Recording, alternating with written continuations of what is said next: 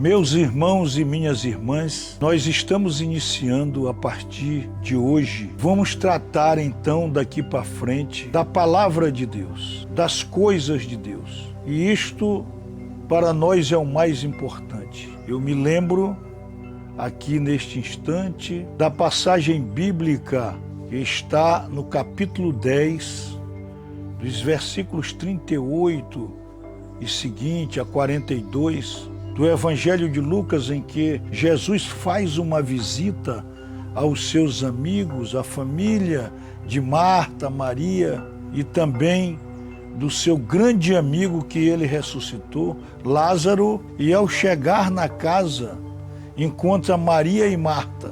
E Maria se ocupa de Jesus, coloca aos pés de Jesus e começa a cuidar de Jesus. E Marta, muito atarefada, cuidando da casa, pergunta para Jesus: Jesus, tu não te importas com Maria, tanto serviço que nós temos para fazer e Maria está contigo? E Jesus responde: Marta, Marta, tu estás preocupada com muitas coisas. Maria escolheu a melhor parte. Nós, a partir de agora, escolhemos a melhor parte. Estarmos juntos para tratar das coisas de Deus. O Salmo 42 fala claramente, o salmista, num ato de clamor e de esperança, revela que minha alma tem sede de Deus, do Deus vivo. Então é necessário que nós aguçemos em nós o nosso desejo de buscar sempre a Deus, porque é Ele o nosso Criador, foi Ele que criou o mundo e todas as coisas, e nós temos uma absoluta dependência dEle. Então hoje, na inauguração deste canal, nós queremos te convidar para nos acompanhar, para que você se inscreva neste canal, dê sua opinião, porque é muito importante que nós estejamos preocupados com a essência da vida. Então, como primeiro tema do nosso canal, nós vamos tratar da Santíssima Trindade. A Santíssima Trindade é, sem dúvida alguma, o maior, o mais importante mistério da fé e da vida cristã. E para isso, merece de todos nós uma atenção especial. Como dito, a Santíssima Trindade é um mistério. E por ser mistério, será impossível nós conhecermos Ele na profundidade que desejamos. O mistério, ele só será conhecido quando o próprio Deus o revelar. E aqui eu quero fazer muito importante, que é exatamente do Santo Agostinho. Santo Agostinho foi um homem que se converteu a Cristo, né? Era um homem do mundo e tem a sua belíssima história de conversão, tornando-se inclusive bispo da Igreja de Cristo, e ele então resolveu enfrentar e a conhecer vários dos aspectos de Deus e da religião. E um dos assuntos que ele se ocupou foi exatamente do mistério da Santíssima Trindade, que ele, então, depois de fazer uma reflexão longa sobre a Santíssima Trindade, concluiu que ele não a compreenderia. Um certo dia, ele vai à beira-mar, vai à praia, e lá ele vê uma criança carregando uma água numa pequena concha para um buraco. E ele fica observando aquela cena daquela criança, e o que ocorre? Ele então fica, né, com a curiosidade e se aproxima daquela criança e pergunta: o que tu estás fazendo? E a criança diz a ele que quer trazer toda a água do mar para aquele pequeno buraco numa concha. E Santo Agostinho diz: olha, isso é impossível. Você jamais conseguirá trazer a água do mar para este pequeno buraco. E ele então, essa criança então, se vira para Santo Agostinho e diz: Agostinho, é mais fácil eu trazer o mar para este buraco do que tu compreenderes o mistério da Santíssima Trindade. E Santo Agostinho, diante disso, conclui em sua obra densa, importante, ele conclui: o mistério da Santíssima Trindade não é para se compreender. O mistério da Santíssima Trindade é para se adorar. Então cabe a nós a adoração da Santíssima Trindade. Se nós parássemos o vídeo aqui, talvez já tivéssemos plenamente satisfeito, porque a sentença dada por Santo Agostinho foi simples e muito verdadeira. Não é possível que racionalmente, no nosso conhecimento limitado, nós possamos compreender o mistério da Santíssima Trindade. Quase 1000 anos depois, Santo Tomás de Aquino retomou o tema da Santíssima Trindade e o escreveu sobre ele em 2 oportunidades.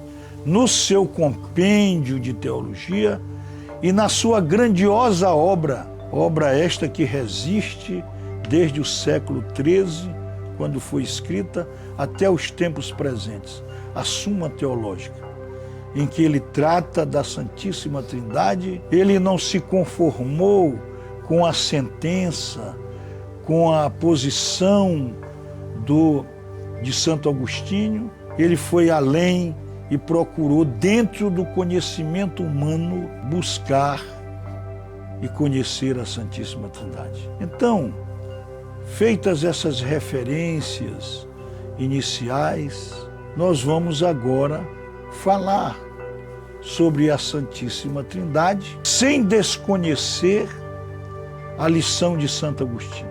A Santíssima Trindade, ela não pode ser compreendida pela razão. Ela não pode ser conhecida pela razão, porque ela é um mistério. Mas ela também não é contra a razão, porque Deus nos deu a inteligência, Deus nos deu o intelecto, e até onde Ele vai é possível a gente ir, porque tem a sua permissão, desde que seja de acordo com a sua santa vontade. Então vamos começar a ver a Santíssima Trindade a partir da própria Palavra de Deus. No Antigo Testamento, nós não temos uma referência clara, ou muito clara, sobre a Santíssima Trindade. Tanto é que todos os estudiosos da Palavra de Deus, eles concluem que a Santíssima Trindade foi revelada no Novo Testamento pelo próprio Jesus. E disso não se tem dúvidas. Mas, no Antigo Testamento, há indicativos claros, né, de que nós temos um Deus único, mas um Deus que não é só uma pessoa. Por exemplo, no início do livro de Gênesis, lá no seu capítulo 1, versículo 2, nós temos a indicação de que, fala lá, o Espírito pairava sobre as águas. Esse Espírito, poderemos entender que seja o Espírito Santo, que mais tarde seria revelado. E nós temos também no Antigo Testamento, no livro dos profetas, nós temos o profeta Isaías, o profeta Jeremias, o profeta Miqueias, o profeta Zacarias. Todos esses profetas anunciaram a vinda de Jesus, anunciaram a vinda do Filho de Deus, não é? Então, mesmo sem uma referência clara no Antigo Testamento, em algumas das suas passagens, como dito, e em outras, que existia o Espírito, havia a profetização da vinda do Filho de Deus, e o nosso Deus Criador já plenamente revelado, não é? Pelo mistério da criação, não é? Desse Deus que tudo pode, do Deus libertador, do Deus de Israel, do Deus único, do Deus verdadeiro, do Deus amor, já está revelado no Antigo Testamento. Quem pela primeira vez fala na Trindade? E aqui vale a pena nós nos referirmos aqui a Tertuliano. Tertuliano, um intelectual nascido em Cartago, na África, hoje Tunísia, né, na cidade de Tunis. Né? Cartago é a antiga cidade onde é hoje Tunis, que é a capital da Tunísia. E o Tertuliano tornou-se, depois de uma certa idade, converteu-se ao cristianismo e tornou-se um estudioso da palavra de Deus. O Tertuliano foi um dos grandes conhecedores do direito romano, foi teólogo, filósofo e foi exatamente a primeira pessoa que tratou da Trindade, só que ele em 160 depois de Cristo. Ele já conhecia alguns livros do Novo Testamento, ele já provavelmente tenha conhecido os evangelhos e pela primeira vez ele fala da Trindade, que depois veio a ser confirmada pelos estudos da palavra de Deus, pelos estudos da vida de Cristo, pela revelação do próprio Cristo e da palavra de Deus hoje anunciada. Então Jesus disse claramente na sua palavra que ele e o Pai seriam um. Eu e meu Pai somos um. O que diz que há uma unidade entre ele e o Pai. Entre ele e o Pai. Eu e o Pai somos um.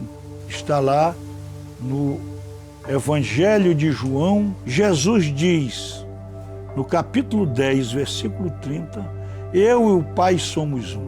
O que significa dizer que há uma unidade entre Deus Pai e Deus Filho, dito pelo próprio Jesus. Eu e o Pai somos um. Significa dizer que há uma unidade entre Deus e Jesus. Ou seja, o que é a unidade? É aquilo que conserva a mesma natureza, a mesma substância, a mesma essência, né? Então esta revelação diz, não é, que Deus, existe o Deus Pai e o Deus Filho, o próprio Jesus. Esse mesmo Jesus diz no capítulo 14, versículos 16 e 17, do mesmo João, ele diz assim, e eu rogarei ao Pai, e ele vos dará outro Consolador, para que fique convosco para sempre, o Espírito da verdade, que o mundo não pode receber, porque não o vê nem o conhece, mas o conheceis, porque habita convosco e estará em vós. Então o próprio Jesus, antes de subir aos céus, de voltar para o Pai, ele fala que ficará conosco o Espírito de verdade, o Espírito Santo. Então, no Novo Testamento, pelas próprias palavras de Jesus, nós vamos ver que há a revelação das três pessoas. Deus Pai, Deus Filho Jesus Cristo e a terceira pessoa, o Espírito Santo. Então ficou claro, Tertuliano tinha razão, porque há esta revelação de um Deus único, que tem uma só substância, uma só essência, uma só natureza, em três pessoas distintas, mas que são unigênitas: Deus Pai, Deus Filho e Deus Espírito Santo. Muito bem. E como é que isso pode ocorrer? Como já foi dito é um mistério. Santo Tomás de Aquino tomou, nas suas reflexões, a liberdade de procurar entender isto. Primeiro, Deus, ele é único. Se ele é único, ele é simples. No conhecimento humano, a simplicidade implica em unidade. Tudo aquilo que é simples é único. Então poderíamos dizer que Deus é um ser simples. Poderíamos também dizer que Deus é um ato puro, porque nada pré-existe a ele, ele não depende de nada. Então Deus é simples, Deus é um ato puro, ele pré-existe a tudo e ele cria tudo. Então o nosso Deus é um Deus inalcançável. Nada existiria sem Deus. Antes de tudo, ele é o passado, o presente e o futuro. Tanto é que para ele não há passado e nem futuro, só existe o presente, porque ele pré-existe a tudo, né? Então Deus é a perfeição, Deus é a perfeição, Deus é infinito, Deus é amor, Deus é bondade, Deus é misericórdia, Deus é tudo de bom.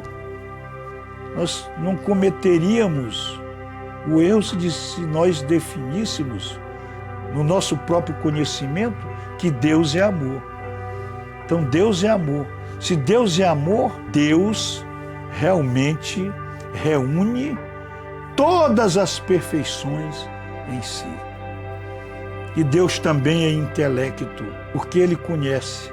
Antes, Deus não precisa conhecer nada, porque se tudo depende dele e se ele cria tudo, ele já é o próprio conhecimento, ele já é o intelecto.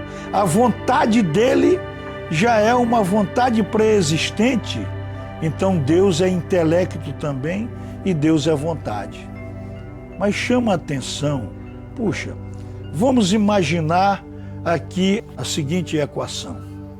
Ora, nós somos criação de Deus. Temos a Santíssima Trindade. Se Deus, Jesus e o Espírito Santo. Como é que se dá? Se nós somos filhos de Deus e Jesus é filho de Deus, temos a mesma natureza, aí nós temos como colocar aqui para o entendimento dentro do nosso conhecimento. Dr. Tomás de Aquino, Santo Tomás de Aquino, ele identifica um fenômeno chamado processão. Que é a processão?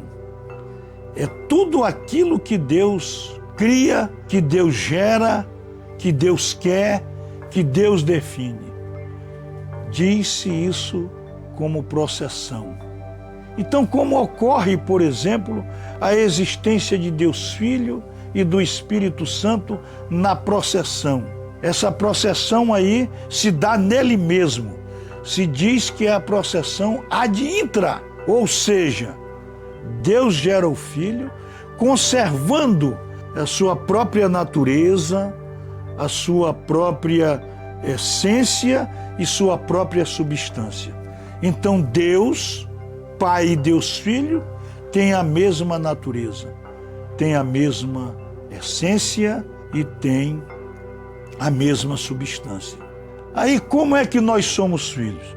Nós somos ditos como filhos adotivos, porque nós somos também frutos da processão de Deus, mas a nossa processão é ad extra, ou seja, nós não conservamos como Jesus conserva. Então Jesus Filho tem a mesma natureza, a mesma essência e a mesma substância. E nós que fomos criados por Deus, nós somos criados por Deus, mas nós não temos a mesma natureza, a mesma essência e a mesma substância. Aí se diz que a processão ocorreu ad extra. Deus nos criou, Deus criou as árvores, Deus criou os animais, Deus criou a água, Deus criou a terra, Deus criou a luz. Mas tudo isso toda essa processão é uma processão ad extra. Ou seja, não é uma processão ad intra, não é uma processão nele mesmo, mas a profissão do verbo. Significa palavra em teologia. Verbo significa palavra. E o verbo, quando é o verbo dele mesmo e nele mesmo, a processão é ad intra. E o verbo, quando é da processão ad extra, não conserva a sua própria essência, a sua própria natureza e a sua própria substância. Por exemplo, lá no capítulo 1 de Gênesis, Deus diz, faça-se a luz.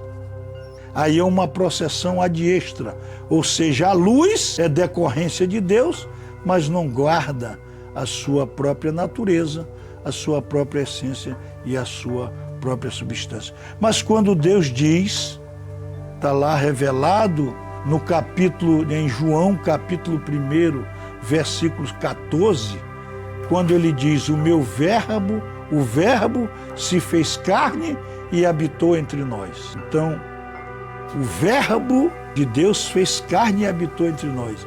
Aí ocorreu a processão ad intra, ou seja, porque Deus conservou a sua própria essência, a sua própria natureza e a sua própria existência. Certo?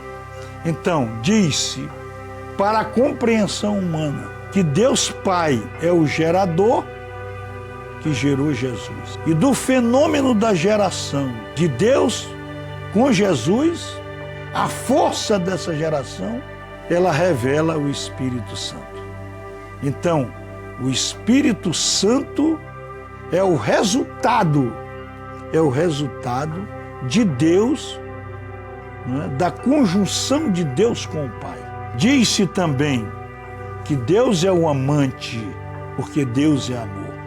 Dele provém o amor. Jesus Cristo, Filho, é o amado e o Espírito Santo é o amor. Então existe entre eles uma unidade perfeita que é incompreensível, mas nós temos apenas um único Deus, que é o nosso Deus único e verdadeiro em 3 pessoas, que pode se manifestar para nós com 3 incumbências de amor importantíssimas, porque Deus Pai é o Criador, foi o Deus que criou o céu, criou a terra, criou os animais, criou as árvores, criou os reinos, animal, vegetal, mineral. Então esse é o Deus Criador.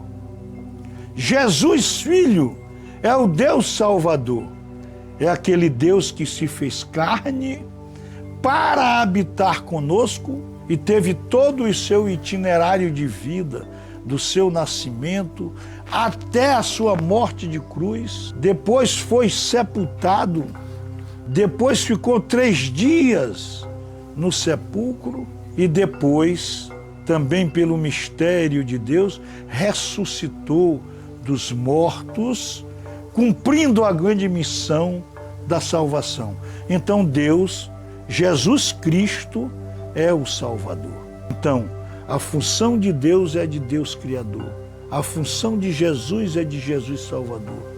E o Espírito Santo de Deus, que é o resultado da conjunção, da consubstanciação de Deus Pai com Deus Filho, é o Espírito que é o nosso santificador.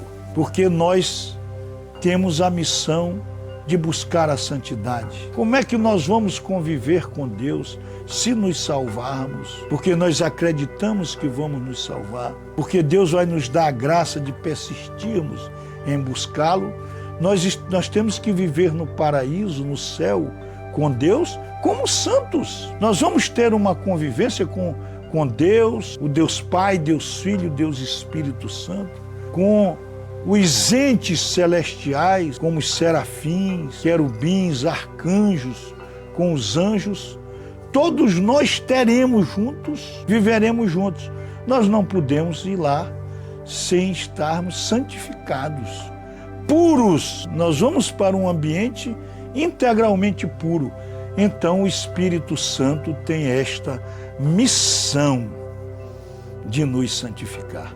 Por isso que nós devemos todos os dias pedir ao Espírito Santo que nos dê a luz, a graça de nos livrarmos do pecado, de nos santificarmos, de nós tomarmos todas as decisões e seguirmos obedientemente a vontade de Deus. É Ele exatamente que vai nos dar a sabedoria para que nós possamos ser santos, Eu sei que nós somos pecadores, né? Somos pobres pecadores, mas o Espírito Santo tem a missão de nos santificar. E eu acredito, né, que nós, né, com a luz do Espírito Santo, com a presença do Espírito Santo em nossa vida, nós temos a possibilidade real, não é, de nos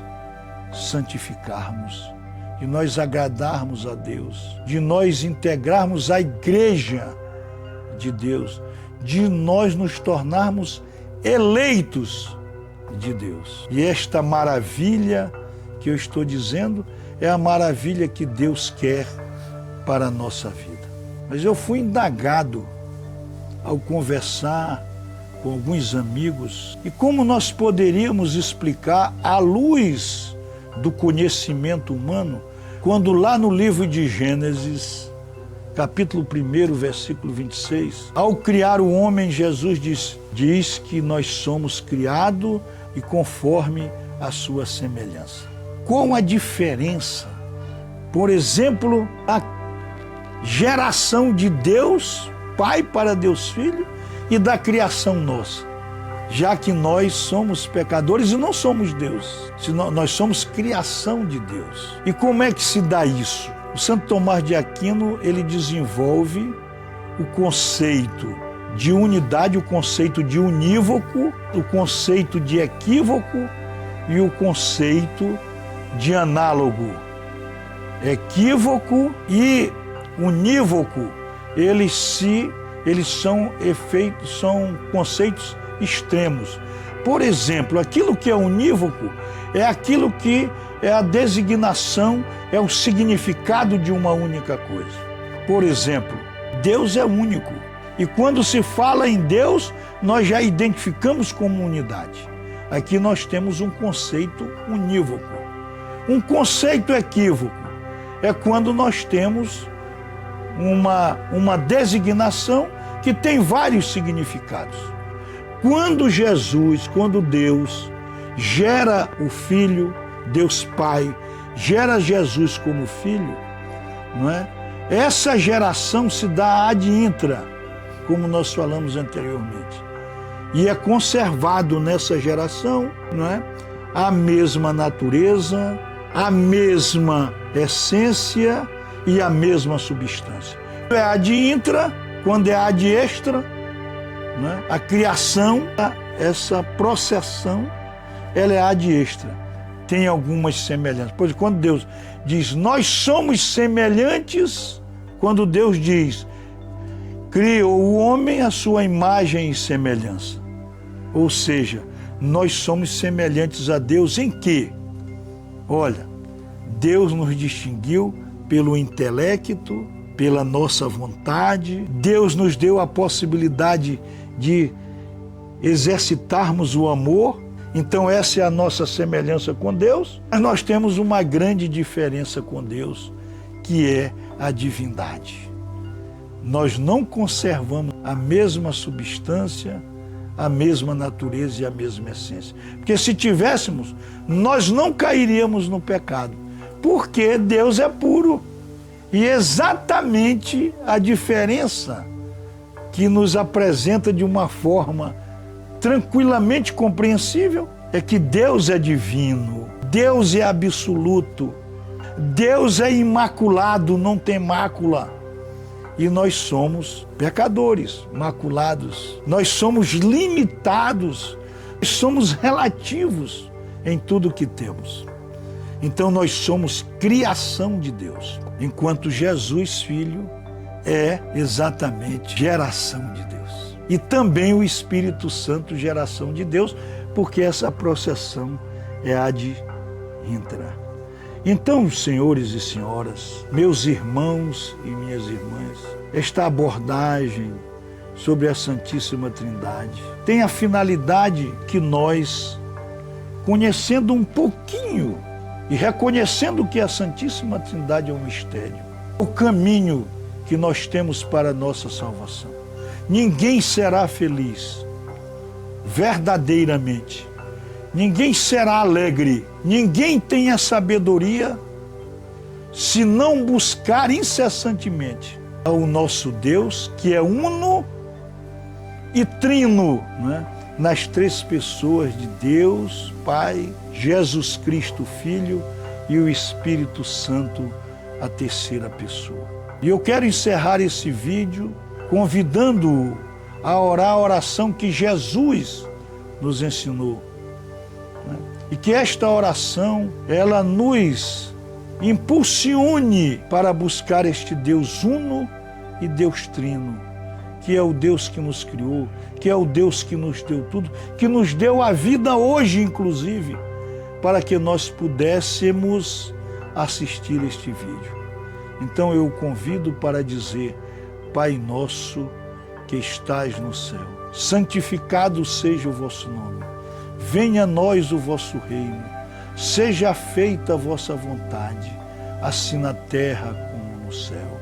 O pão nosso de cada dia nos dai hoje.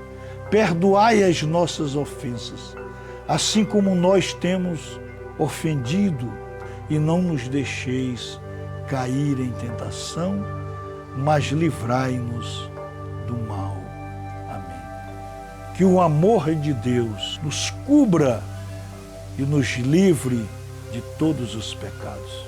Amém.